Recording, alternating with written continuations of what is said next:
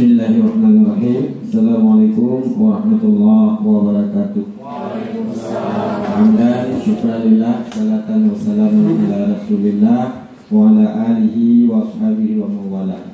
Asyhadu an la ilaha illallah wahdahu la syarikalah wa asyhadu anna sayyidana Muhammadan abduhu wa rasuluh la nabiyya ba'dah.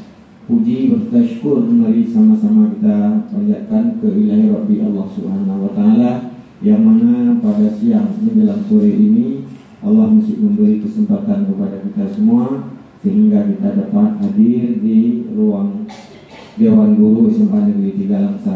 Kemudian selawat beriring salam mari sama-sama kita sampaikan kepada baginda Rasulullah Sallallahu Alaihi Wasallam yang telah membawa umat manusia ini dari alam kebodohan kepada alam yang penuh dengan ilmu pengetahuan. Pertama-tama yang kami hormati Bapak Wakil Kepala Sekolah Bidang Kurikulum dan Bidang Humas, serta kepada Bapak Ilham yang insya Allah sebentar lagi akan melaksanakan kegiatan diseminasi penerapan pemahaman budaya positif untuk guru di SMA Negeri 3 Langsa. Kemudian bapak-bapak dan ibu-ibu para hadirin yang dimuliakan Allah. Tentunya kegiatan ini adalah terkait dengan calon guru penggerak. Sebagaimana kita ketahui bahwa Pak Ilham ini adalah salah satu guru SMA Negeri 3 Langsa yang telah lulus sebagai guru penggerak untuk SMA Negeri 3 Langsa. Nah, untuk itu ada beberapa tahapan yang harus dilaksanakan oleh beliau. Tentunya salah satu tahapan yang harus dilaksanakan yaitu melaksanakan diseminasi tentang pemahaman serta penerapan budaya positif di SMA Negeri 3 Langsa. Saya pernah mendengar beberapa waktu yang lalu bahwa budaya positif ini memang seiring waktu berjalan tanpa kita sadari sebenarnya kita sudah melaksanakan atau sudah kita praktekkan. Apa budaya positif? Yaitu setiap pagi itu siswa kita setiap masuk ke dalam pekarangan sekolah SMA Negeri 3 Langsa sudah ada budaya salam dengan Bapak Ibu Dewan Guru. Ini adalah salah satu yang kita coba bangun karakter itu. Ternyata hal yang seperti itu kita lakukan, ternyata ada kebutuhan bagi calon guru penggerak. Ternyata untuk membangkitkan budaya positif, tentunya itu sudah kita laksanakan satu. Kemudian yang kedua juga perlu juga kami sampaikan bahwa di sekolah kita ini juga ada budaya positif yang lainnya. Apa itu? Seperti kita bergotong royong setiap hari Sabtu. Mungkin sekolah lain ada melaksanakan, tapi sifatnya fluktuatif, kadang ada, kadang tidak. Tapi alhamdulillah di sekolah kita ini sudah menjadi agenda rutin setiap hari Sabtu itu kita melaksanakan budaya gotong royong, dan itu juga merupakan budaya atau karakter yang kita bangun adalah positif. Kemudian ada hal-hal lain tentunya nanti barangkali bisa dijabarkan oleh Pak Ilham, tentu dengan materi-materi yang ada kaitannya dengan budaya-budaya yang sudah ataupun akan kita laksanakan di SMA Negeri 3 Langsa ini. Mudah-mudahan dengan pertemuan hari ini ada yang bisa ambil manfaat yang sifatnya positif juga, sehingga kita di hari-hari ke depan itu bisa kita terapkan secara perlahan-lahan dan secara berkesinambungan. Mudah-mudahan saya yakin dan percaya kita semua ini adalah tidak susah untuk merubah dari budaya yang tidak baik kepada budaya yang baik, yang tidak positif menjadi yang positif. Ini mudah kita laksanakan ketika ini semua kita ada perhatian dan kebersamaan untuk merubah apakah itu budaya maupun itu karakter yang ada di SMA Negeri 3 Langsa. Begitu juga anak-anak kita. Anak-anak kita di sini kita lihat tidak sulit untuk kita rubah apakah itu karakter ataupun budaya. Buktinya 3 bulan saya di sini, saya coba untuk menerapkan adalah salah satunya adalah itu salam. Dengan dia masuk, siswa kita budaya salam itu kita bangun bersama-sama, sehingga sekarang kalau ketemu dengan anak-anak sudah sulit kita menghindar, pasti dia salam. Capek kita, apalagi kalau lewat di dalam kerumunan anak-anak. Nah ini susah. Nah, sekarang sudah kita yang kualat, tapi tidak apa-apa. Namanya budaya positif ini baik.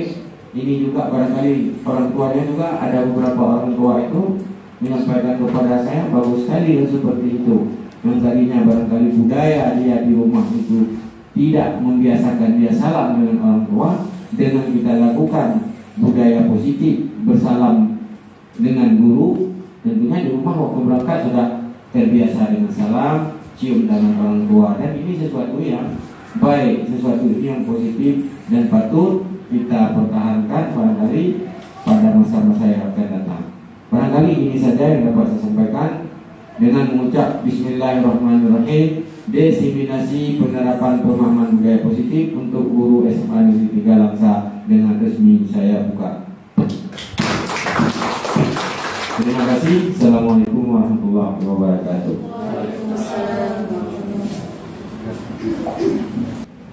Assalamualaikum warahmatullahi wabarakatuh. Selamat datang guru-guru hebat dan teman-teman saya yang siang hari ini. Di sini saya melakukan diseminasi untuk kebutuhan satu akreditasi sekolah dan juga sebagai calon guru penggerak. Saya berharap diseminasi ini apabila teman-teman nanti yang diundang bisa mendiseminasikan juga dan memaparkan seminarnya nantinya. Contoh yang teman kita yang akan nanti berangkat pelatihan bisa mendiseminasikannya. Untuk siang hari ini saya mungkin penerapan pemahaman budaya positif yang tadi yang disampaikan kepala sekolah sudah terlaksana, tetapi kita nggak tahu ada bahasa-bahasa yang istilah-istilah yang belum kita pahami. Sebenarnya hal ini sudah kita laksanakan. Mari kita belajar bersama, ya, berkolaborasi, saling mendukung demi mewujudkan disiplin positif di sekolah kita ini. Caranya bagaimana? Saya akan menjelaskan, mungkin nanti ada pertanyaan.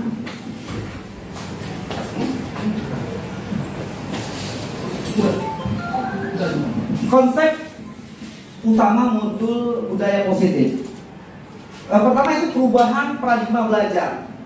Selama ini kita belajar dengan guru menjelaskan, siswa hanya mendengarkan, seperti itu. Di istilah di paradigma ini ada namanya pembelajaran berdiferensiasi. Apa itu nanti kita jelaskan. Berikutnya itu disiplin positif. Yang ketiga kebutuhan dasar manusia, motivasi perilaku manusia, posisi kontrol, restitusi, keyakinan kelas dan segitiga restitusi. Sekarang kita pembahasan perubahan paradigma pembelajaran yang terdiferensiasi. Di pembelajaran terdiferensiasi di kurikulum Merdeka saat ini kita harus mencapai profil pelajar Pancasila. Ada 6 profil pelajar Pancasila. Yang pertama, yang kedua apa, teman-teman? Kemerdekaan global. Yang ketiga, gotong royong, kreatif, bernalar kritis dan mandiri. Pembelajaran dengan paradigma baru dirancang berdasarkan prinsip pembelajaran terdiferensiasi, sehingga setiap siswa belajar sesuai dengan kebutuhan dari tahap perkembangannya untuk mewujudkan profil pelajar Pancasila. Sejauh ini, selama ini kita belajar guru yang mentransferkan ilmunya.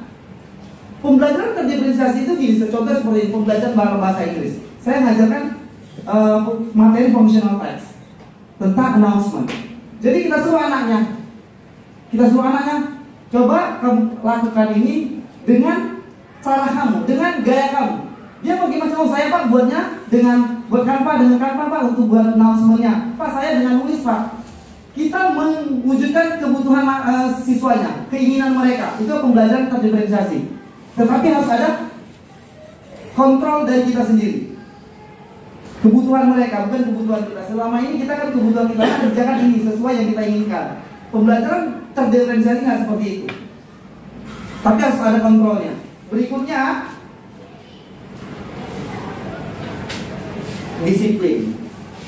Pasti Bapak kalau disiplin, kalau kita bicara tentang disiplin, pasti ketidaknyamanan.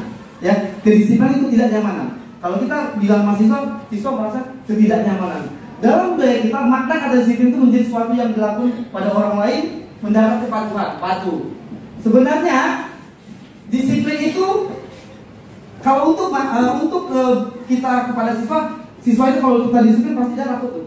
Datang telat, ada kalau datang telat dia takut. Ini nggak boleh nih, pasti kena hukuman. Itu ya kata-kata disiplin. Kalau tidak patuhan, ketidaknyamanan kalau kita bicara tentang disiplin. Sebagai pendidik, tujuan kita adalah menciptakan anak-anak yang memiliki disiplin diri, sehingga mereka bisa berperilaku dengan mengacu pada nilai kebajikan universal dan memiliki motivasi intrinsik dan motivasi ekstrinsik. Seperti ini. Kalau kita melakukan, kalau siswa datang telat, dia pasti takut kalau siswa datang telat, masuk jam 7.30. Kalau dia telah datang, pasti dia merasa ini harus kena hukum ini sama bapak atau guru saya, atau tidak mengerjakan PR. Tidak berasal dari motivasi intrinsik dia. Kalau motivasi intrinsik itu adalah dorongan dari dia sendiri, bukan dorongan dari pihak lain. Oh, saya kalau tidak buat PR akan dapat nilai tidak bagus. Itu ada dorongan dari orang lain. Itu identitas gagal. Kalau motivasi intrinsik itu dia berasal dari dalam dirinya. Bagaimana kita sebagai guru, bagaimana kita menumbuh kembangkan motivasi intrinsik tersebut dengan melakukan keyakinan kelas yang kita lakukan di sekolah. Berikutnya, disiplin positif merupakan salah satu cara penerapan kedisiplinan yang bertujuan untuk menumbuh kesadaran serta memperdayakan anak untuk melakukan sesuatu tanpa sogokan ancaman maupun hukuman. Selama ini saya juga merasa ini salah nih. Selama siswa selalu takut, pasti ada ancaman, sogokan maupun hukuman. Kalau tidak ancam pasti muncul kata kedisiplinan. Selalu seperti itu. Saya juga merasakan sebagai guru. Oh, ini harusnya dirubah. Bukan motivasi ekstrinsiknya yang harus kita bangun adalah motivasi intrinsiknya yang berasal dari dirinya, bukan dari diri orang lain. Atau kalau sekolah SMA 3 ini, kalau kita nggak datang telat atau nggak bawa PR, nilai nggak tuntas. Takut. Bukan itu yang kita bangun. Kita bangun adalah bagaimana motivasi intrinsik itu muncul, membuat keyakinan yang kita lakukan di dalam kelas. Selama ini saya juga merasa salah. Oh, sebetulnya seperti ini yang menerapkan budaya positif. Sebentar dulu. Ada pertanyaan Pak. Oh, Manusia. Kita harus tahu sebagai guru kebutuhan dasar manusia. Kita juga mempunyai 5 kebutuhan dasar ini. 1. Bertahan hidup. Kalau yang bercerita tentang bertahan hidup, pasti bercerita tentang apa bapak-bapak dan ibu-ibu hebat di sini.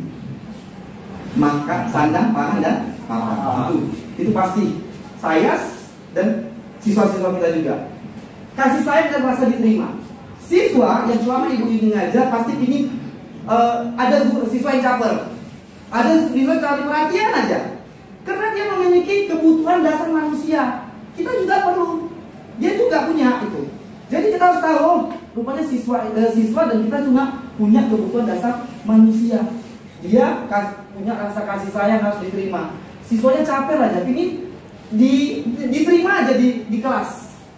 Siswa harus ada yang seperti itu. Kita harus terima. Makanya kita harus tahu kebutuhan dasar manusia. Berikutnya, penguasaan. Penguasaan ini maksudnya di sini adalah siswa ingin berkuasa di dalam kelas. Dia aja yang mau. Ada seperti di siswa. Benar nggak bapak-bapak ini? Ada ya? Kita harus tahu, oh, rupanya dia memiliki kebutuhan dasar manusia. Kita pun juga sebagai guru ini berkuasa aja, bukan siswa aja. Ya. Berikutnya, kebebasan. Siswa itu ingin bebas. Dia mau belajar dengan ingin bebas saja. Oh, kalau belajar nggak usah ada PR. Ingin suka hati dia aja. Ya, kebebasan. Karena dia ingin bebas. Dia bebas ingin belajar dengan yang dia suka aja. Ya. Belajar bikin dia yang suka aja. Ya nggak suka dia nggak mau. Pak Ilham masuk gak usah aja lah. Ada. Ibu nanti menjumpai situasi seperti ini. Oh iya, ini kebutuhan dasar manusia. Bagaimana kita mengontrolnya? Kita harus melakukan keyakinan kelas. Lanjut. Nanti ada pertanyaan, silakan bertanya ya Bu. Dari hal tersebut muncullah motivasi perilaku manusia. Motivasi merupakan dorongan yang timbul pada diri seseorang secara sadar dan tidak sadar. Secara sadar dan tidak sadar untuk melakukan suatu tindakan untuk mencapai tujuan tertentu. Biasanya kalau menghindari kenyamanan dan hukuman, murid melakukan disiplin karena dia takut kan? Benar nggak bapak-bapak, ibu-ibu? Kalau siswa melakukan disiplin karena takut dihukum, benar nggak? Benar. Itu merupakan motivasi mendapat imbalan. Ada tuh siswa kalau melakukan disiplin, kalau ibu si A ini melakukan ini baik, wali kelas ya, pasti kan saya dapat imbalan. Dia mikirnya imbalan aja. Ada dorongan dari orang lain. Dia melakukan disiplin itu bukan dari dirinya sendiri. Itu disebut dengan motivasi ekstrinsi. Berikutnya, menghargai nilai-nilai kebajikan diri sendiri. Nah, ini yang perlu kita bangun bersama bapak ibu yang hebat, berkolaborasi. Ya juga saya seperti ibu sering melakukan kesalahan-kesalahan. Dari sini saya bisa belajar dan kita bisa belajar sama-sama. Murid melakukan disiplin diri karena sadar akan nilai kebajikan dirinya. Ini merupakan motivasi intrinsik. Kebajikan apa? Kebajikan, nilai-nilai kebajikan itu adalah nilai-nilai yang sudah kita bangun di dalam kelas. Oh, kita kalau tidak buat PR, tidak memiliki rasa tanggung jawab. Oh, kalau kita skillnya kalau kita menolong orang, oh kita dibuat dalam keyakinan itu, oh orangnya empati. Bahasa-bahasa love language itu yang kita gunakan. Apa love language? Word affirmation dalam bahasa Inggris disampaikan. Berikutnya, ini saya mau tanya sama ibu-ibu. Sama-sama juga sama saya. Saya tanya, hukuman yang kita lakukan biasanya menyakitkan kan? Benar kan? Nah, tidak nyaman, murid takut, memaksa, murid menyembunyikan kesalahannya. Dia buat salah pasti, nggak ada pak, saya nggak buat itu, nggak ada bu, benar bukan saya, itu dia hukuman namanya. Dan murid menjadi rendah hati, bukan rendah diri, dia rendah hati, beda rendah diri sama rendah hati.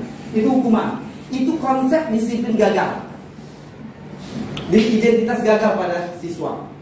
Berikutnya penghargaan juga nggak efektif. Tidak efektif. Kenapa saya bilang tidak efektif? Ibu tahu ibu punya pengalaman dari saya. Tidak efektif penghargaan itu. Contoh pembelajaran kita ambil pembelajaran matematika. Ya. Ini ada kuis nih.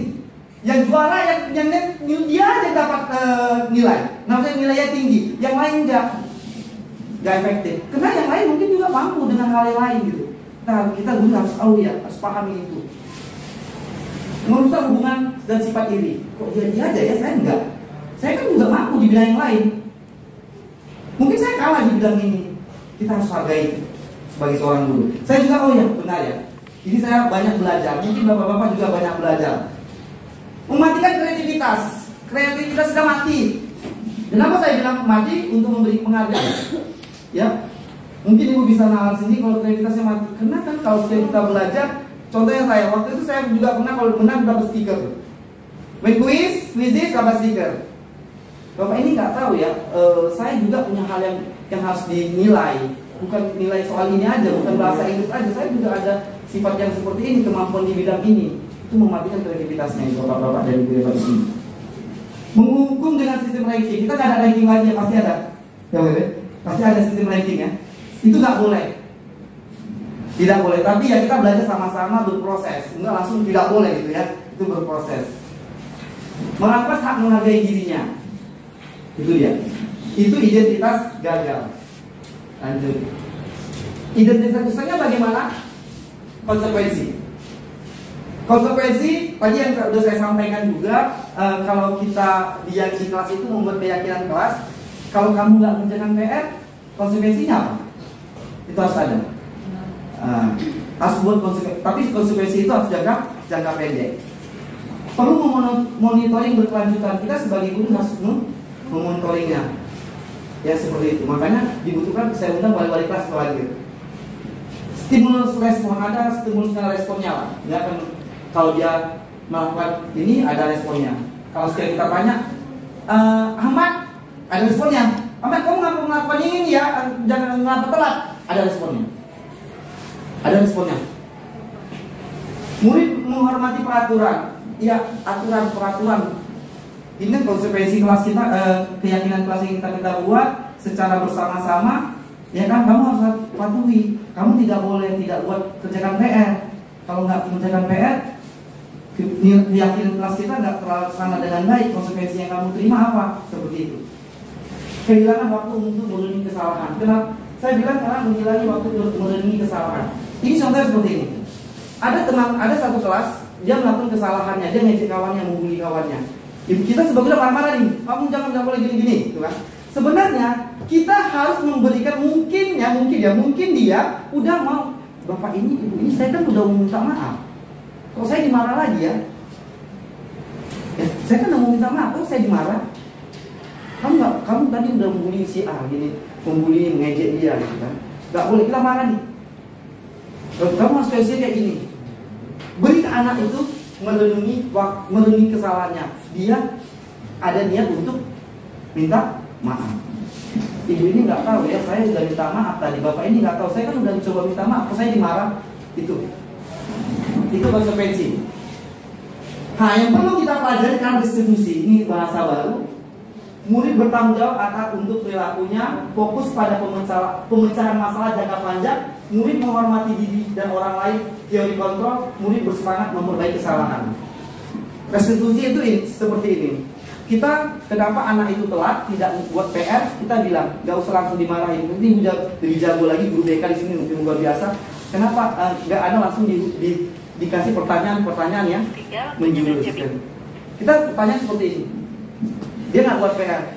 Kita minta penjelasan dulu kenapa dia tidak buat PR. Jangan langsung menyuruh aja, ngomong bendera ya kan gitu ya. Beri dia kesempatan untuk menjelaskan. Setelah itu dia menemukan menjelaskan, dan dia yang menemukan solusinya, dan dia meyakinkan dirinya. Kamu menjelaskan, coba kamu jelaskan kenapa kamu nggak buat PR hari ini. Seperti itu. Kalau kita kan nggak buat PR, kau aja yang masalah.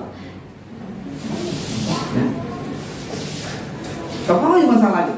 Kita coba berikan dia menjelaskan masalah dia, dan dia coba kamu cari solusinya. Baru dia bisa meyakinkan dirinya. Karena bapak dan ibu, kita tidak bisa mengontrol orang lain. Siswa kita yang bisa mengontrol dirinya adalah diri mereka sendiri.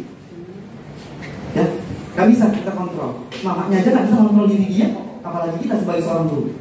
Yang bisa mengontrol diri dia adalah dirinya sendiri.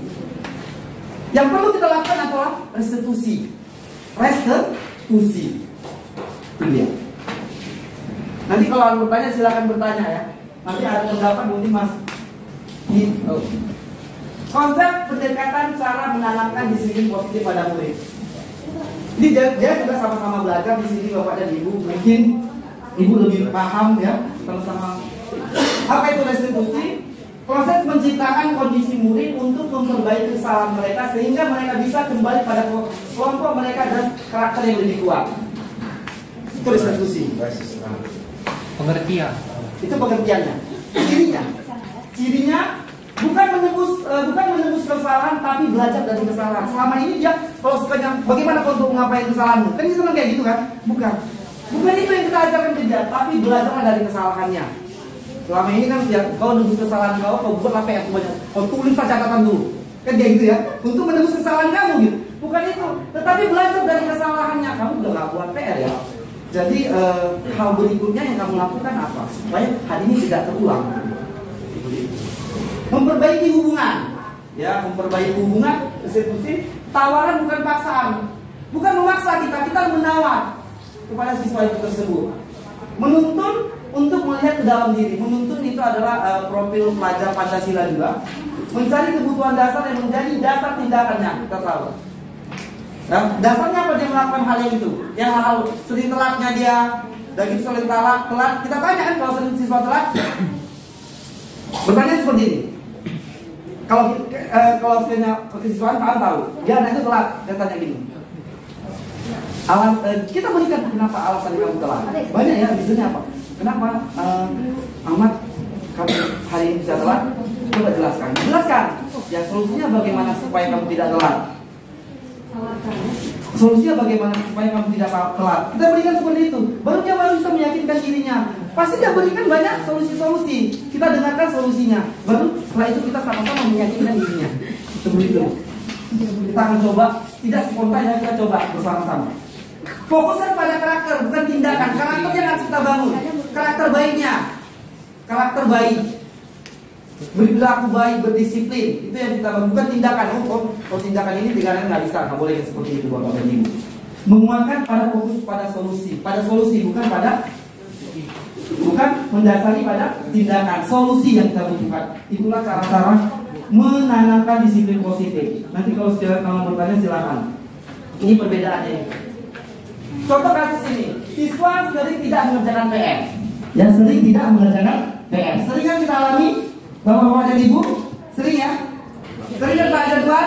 Sering. Hukuman. Ya, hukuman. Guru menghukum siswa tersebut hormat berjalan 10 menit. Guru marah menjadi takut. Jangan lakukan itu lagi loh, sama-sama kita campur. Jangan disuruh hormat bendera, berkeliling-keliling lapangan. Ya, tolong bapak-bapak dan ibu-ibu kita belajar sama-sama nanti di sini. Hukuman, konsekuensi. Yang perlu kita berikan konsekuensi, ya kan? Kalau nggak buat PR, guru memberikan konsekuensi untuk mengerjakan PR saat istirahat atau dikerjakan 2 kali lipat. Kamu kan harus jangan PR ya. Ya, konsekuensinya apa? Dalam keyakinan kelas yang sudah kita buat, keyakinan kelas yang kita buat.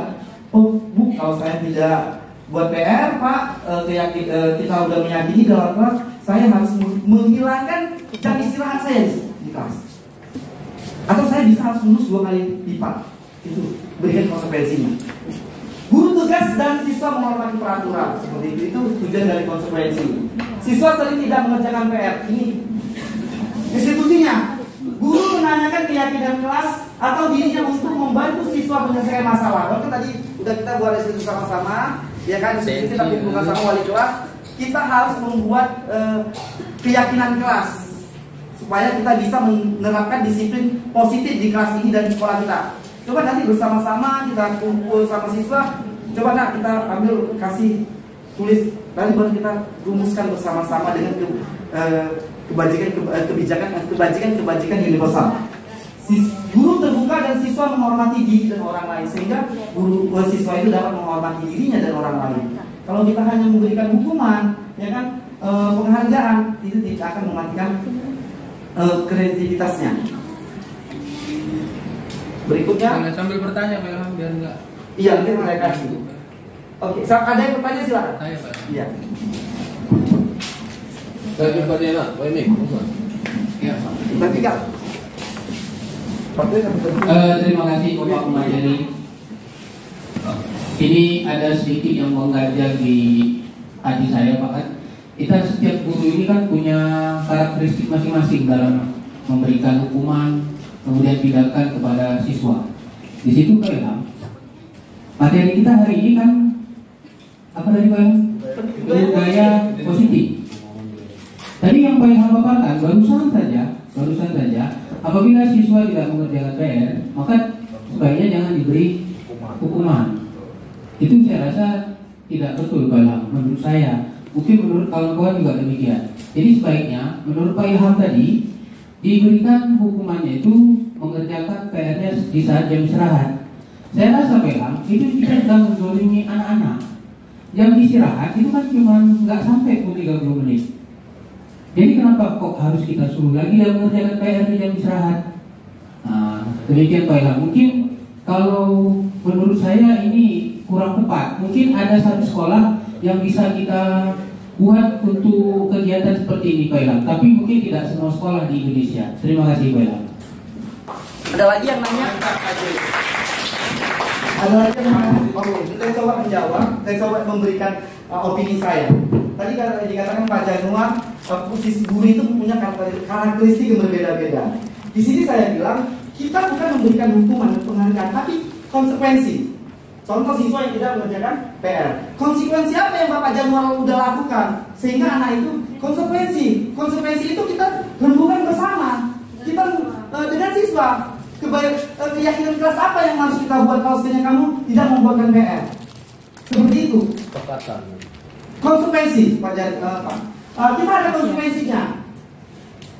Ya, konsekuensi yang jadi konsekuensi itu kita libatkan semua siswa yang terlibat di situ. Kalau tidak mengerjakan PR, konsekuensi yang kamu terima apa? Seperti itu Pak. Bukan hukuman. Itu Pak Ilham beri hukuman itu. Guru memberikan konsekuensi untuk mengerjakan PR saat istirahat atau dikerjakan sebanyak 2 kali lipat. Ini mungkin, ini saya buat keyakinan kelas. Keyakinan kelas yang udah saya Kesepakatan dalam kelas itu seperti itu. ini saya buat sudah di awal, sudah membuat keyakinan kelas. Makanya jangan langsung ngajar, kita nggak tahu nanti anak itu nggak buat PR udah langsung semua hormat bendera. Harus dulu buat keyakinan kelas. Sehingga konsekuensi yang mereka lakukan, oh iya udah tahu ya saya nggak buat PR dari bapak ini sama ibu ini. Ada konsekuensinya, bukan hukuman. Silakan kau berhormat bendera anak 10 menit. Silakan kau lari lapangan, nggak bisa. Harus ada. Dia nggak tahu ibu ini tuh nggak buat keyakinan kelas. Kita kan nggak ada kesepakatan seperti itu. Kalau bapak ada itu, ya paham ya bapak-bapak? Ya paham ya.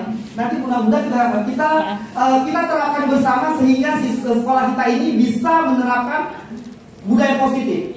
Ya, bukan ya saya juga ya. Terus kita bersama berkolaborasi, kita berkolaborasi untuk mewujudkan itu, ya kan? Silakan. Assalamualaikum. Terima kasih.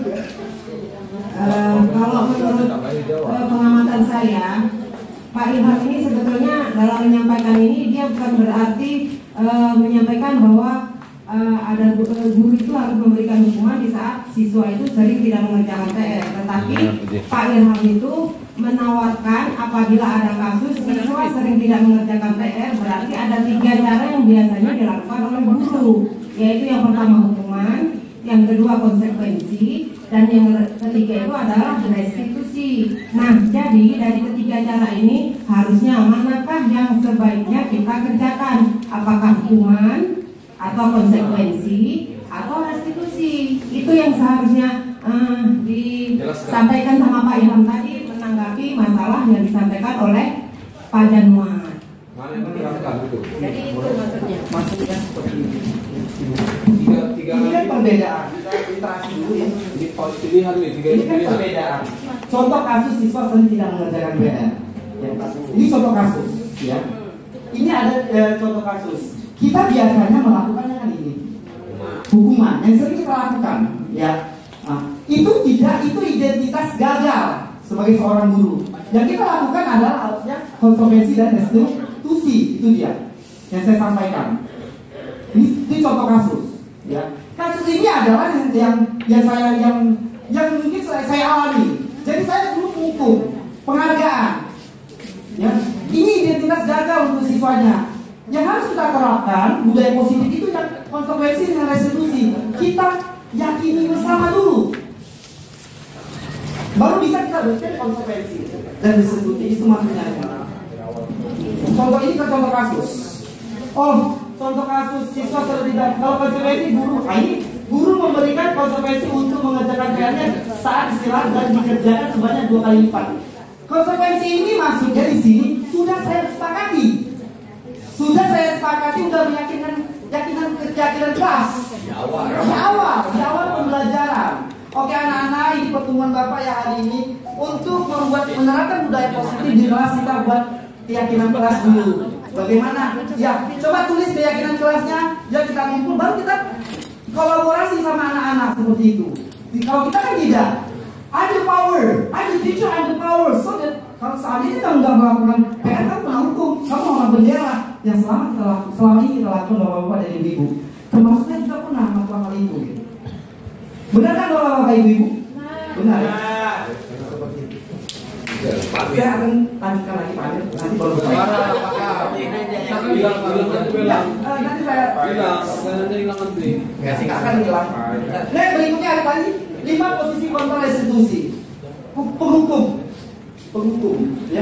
Kata penghukum, pembuat rasa bersalah, teman, pemantau, manajer. Sekarang saya tanya bapak-bapak dan ibu-ibu hebat yang ada di sini, kita berada di mana nih? Teman. Berada di teman, di mana nih? Berada di teman kan? Pembuat rasa bersalah kan? Tunjuk tangan bapak-bapak dan ibu-ibu. Teman. Semua ada. Hah? Mantau manajer. Enggak, pilih salah satu biasanya. Teman. Pak Amir bilang teman. Pak Januar? Saya manajer. Manajer, oh ya luar biasa. Pak Erna? Manajer. Oke, ini ada 5 posisi kontrol restitusi, ya kan? Ini posisi kontrolnya. Kalau penghukum, saya akan jelaskan. Kita lihat kembali. Pak saya pemantau ya Pak. Pemantau. Iya, lihat perhatikan. Penghukum patuhi peraturan sekolah nak seperti ini. Kau patuhi peraturan sekolah ya. Kau nggak datang hari ini. Jadi ayo penghukum. Berdiri di depan kelas. Kau nggak mau PR gitu. Kenapa kau berdiri? Kalau kau jadi yang nggak PR. Itu penghukum. Itu guru yang penghukum. Membuat rasa bersalah. Ya kan? Anak itu merasa bersalah. Kau nggak sayang sama ibu, kau nggak sayang sama bapak, kau aja yang bersalah. Kau aja yang jawab PR. Itu anak tersebut merasa dirinya merasa bersalah, rendah hati apa tidak ini tidak bapak-bapak dan ibu-ibu. Itu nggak boleh. Itu tidak boleh bapak-bapak ibu guru hebat di sini. Nggak boleh membuat anak itu merasa bersalah.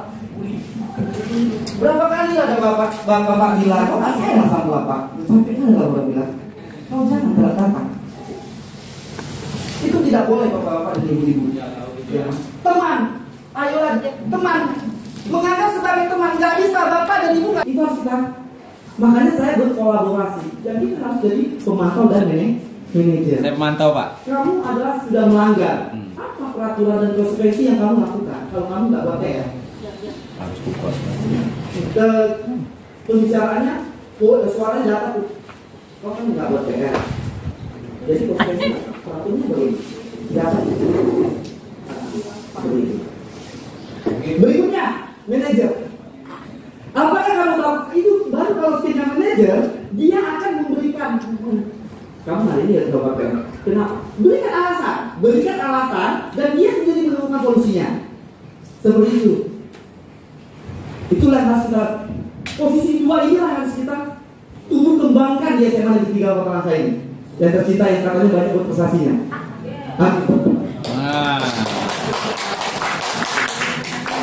Ya, tadi ada pertanyaan dari Pak Agus, silakan. Ada dua ini memang. Yang pertama kan budaya positif. Budaya positif tadi Pak yang bilang bisa disepakati di awal pembelajaran. Tadi kan yang dicontohkan itu sifatnya hukuman. Jadi kesepakatan hukuman apa yang dilakukan kalau tidak melaksanakan. Ya contoh PR tadi, artinya kesepakatan di awal. Ada juga keyakinan yang kita sepakati yang perlu kita jalankan apabila kita sedang marah, bukan? Ya, saya bisa lebih proaktif, mulai dengan diri sendiri. Saya bisa jadi lebih sabar, mengambil waktu jeda untuk berpikir mau apa selanjutnya. Kira-kira kamu bersedia memperbaiki masalah ini tidak? Bersedia, Pak. Kalau kamu memperbaiki masalah ini, kamu akan menjadi orang seperti apa? Saya akan menjadi orang yang bertanggung jawab kali ya, Pak. Dan senantiasa proaktif. Iya. Menurut kamu, bagaimana rasanya menjadi orang seperti itu? Ya nyaman lah, bangga bisa bersabar dan Ini adalah menerapkan budaya positif di sekolah kita tercinta dan di kelas kita dan sebagai wali kelas. Mungkin pertanyaan tadi saya lihat pertanyaan cukup luar biasa dari bapak-bapak guru hebat di sini, ya kan? Yang nggak usah lagi bertanya ya bapak-bapak ini. Ada bertanya silakan. Luar biasa kan pematerinya hari ini. di luar biasa, Tadi dalam menurut biasa. Pak Ilham, Bapak itu wali kelas ya atau Wali guru kelasnya. BK? Wali kelas. Wali kelas. Dan bisa juga sebagai guru. Yang dibutuhkan guru BK di sini katanya. Lagi nih saya. Oh iya, untuk maulid nanti. Nanti restitusinya untuk apa saya kirim di grup. Ya, assalamualaikum. Tadi di YouTube tadi tinggal subscribe ya. Pak Ilham, ini sedikit pertanyaannya untuk Pak Ilham. Mungkin untuk meyakinkan diri saya. Tadi masalah konsekuensi. Ya, konsekuensi. Konsekuensi itu berarti kan kesepakatan antara kita dengan siswa. Tadi kita memberikan sesuai dengan kebutuhan anak. Contohnya tadi anak-anak kalau tidak membuat PR, terus kita buat konsekuensinya. Tadi di situ hukumannya mengerjakan PR 2 kali lipat. Apakah konsekuensi itu kita minta dari semua anak atau konsekuensi satu orang kita minta persetujuan? Misalnya gini, ada 30 anak, saya tanya, Bang, kalau kamu nggak buat PR, nanti apa sanksinya ibu berikan untuk kamu? Kalau dia bilang, Bu, saya nggak mau buat PR 2 kali lipat. Terus yang satu lagi, oh saya mau Bu. Ada 36, pasti dia untuk menyelesaikan PR itu ada 36 pendapat. Jadi yang maksud bertanyakan di sini, waktu kita buat supervisi itu, apakah pendapat kawan ini masih disetujui oleh kawan lain, atau menurut pribadinya masing-masing. Kita catat nih, kalau Pak Januar kalau nggak buat PR dia mau buat bendera. Kalau nanti Pak Munir nggak buat PR dia mau buat PR itu 2 kali. Kalau yang satu lagi Pak Jal misalnya, dia kalau nggak buat PR saya mau buat jongkok di lantai misalnya, kan solusinya pasti nggak sama setiap anak. Jadi bagaimana ini maksudnya? Apa satu saja? Apa semua anak kita upload? Terima kasih Pak Ilham. Untuk tadi keyakinan kelas, kita kan udah tulis di semua keyakinan kelas. Kadang anak membuat keyakinan kelas itu tidak boleh berpacaran di dalam kelas.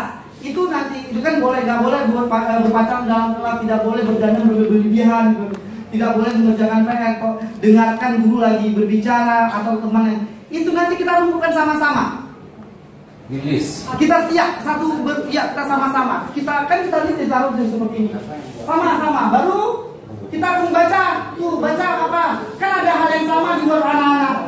Konsekuensinya apa yang kita terima? Sama-sama kita rumuskan. Makanya jangan satu sepihak, harus berkolaborasi dibutuhkan di situ. Berkolaborasi. Maka judulnya tadi ada kita berkolaborasi untuk mewujudkan penerapan budaya positif di SMA Negeri 3 Kota Langsa ini. Tapi sama-sama Kak. Sama-sama kita. Tidak, memang sejauh selama ini kan guru ke the power, ya. Ini sedikit Pak. Pak. Mari belajar bersama, berkolaborasi, saling mendukung demi mewujudkan disiplin di sekolah. Bapak kasih. Ya. Jadi sebenarnya ini ada sebagian kelas sudah melaksanakan, cuman tidak tertulis atau terkontrol dengan baik. Ada saya lihat kelas-kelas yang memang sudah sepakat dengan wali kelas, itu satu. Yang kedua ada juga saya lihat guru bidang studi ada juga buat kesepakatan dengan siswanya. Mungkin saya tidak sebutkan satu persatu. Kemudian, yang jadi masalah menurut pemahaman saya, yang pertama wali kelas ikut terlibat di situ, itu pasti. Yang kedua, setiap guru bidang studi itu setiap masuk tentu ada konsekuensi. Misalnya Ibu Ita dengan siswa di kelas 10 IPA 1 ada konsekuensi A, tapi nanti ada juga Ibu Erna yang masuk ke 10 IPA 1 ada juga membuat konsekuensi. Jadi di dalam kelas itu berapa mata pelajaran, sejumlah mata pelajaran itu mungkin konsekuensinya yang berbeda-beda. Tahu itu Pak? Jadi kalau memang itu kita sepakat dan siap kita laksanakan dengan ketentuan, konsekuensi itu nggak usah banyak-banyak kali. Kira-kira yang menurut kita, menurut Ibu bidang studi atau wali kelas, apa kira-kira yang mendesak yang harus kita buat konsekuensi. Tapi kalau itemnya terlalu banyak juga nggak terpenuhi semua, gagal nanti. Jadi apa yang termudah dulu? Saya kira itu mungkin di PR, ya. Oke. Menambahkan sedikit ya. Sedikit lagi Bapak Ibu ya, mungkin harus dipahami ya, beda hukuman dengan konsekuensi ya. Jadi konsekuensi itu adalah menyelesaikan masalahnya, itu beda dengan hukuman. Kalau hukuman dia tidak menyelesaikan masalah. Contoh tadi tidak buat PR, hukum hormat bendera. Apakah dengan hormat bendera selesai PR-nya? Tidak, gitu. Tapi ada konsekuensi, jadi bagaimana dia menyelesaikan masalahnya tersebut. Gitu. Atau mungkin tidak mengulangi lagi masalahnya. Mungkin seperti itu Elang. Terima kasih. Terima kasih Bapak Kepala Sekolah dan juga terima kasih teman-teman. Tadi kan saya bilang berkolaborasi. Tahu artinya berkolaborasi? Makanya saya undang wali-wali kelas. Guru-gurunya banyak nih, berbagai macam nih kelas yang masuk. Oh bidang studi ini.